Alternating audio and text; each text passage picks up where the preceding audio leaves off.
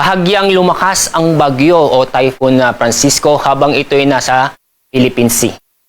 Ngayon, ang lakas ng hangin malapit sa gitna ng bagyo ay nasa 140 kilometers at samantala itong pagbugso ng hangin ay umaabot sa 170 kilometers per hour.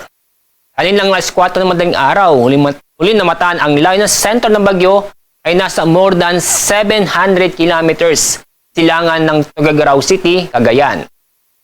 Nasaan pa rin natin itong bagyong Francisco ay yung makikita, itong southwest monsoon ay naapektuhan ang malaking bahagi ng ating bansa, lalo-lalo na itong Palawan, Visayas at Mindanao. Kaya sa mga kababayan po natin sa Palawan, Visayas at Mindanao, makakaranas po ng maulap na kalangitan at may mga kalat-kalat na pag-ulan at thunderstorm. Itong mga pag-ulan dulot ng habagat ay concentrated dito sa kalurang bahagi ng Southern Luzon, Visayas at Mindanao.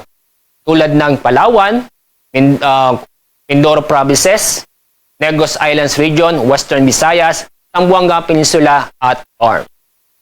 At yun namang low pressure area, nasa labas pa rin po ng Philippine Area of Responsibility at napakalayo sa ating bansa.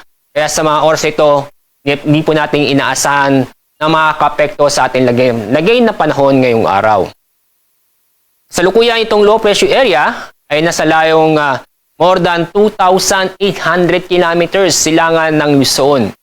At itong low pressure area, inaasahan natin ikilos pa-recurve patungo sa Japan.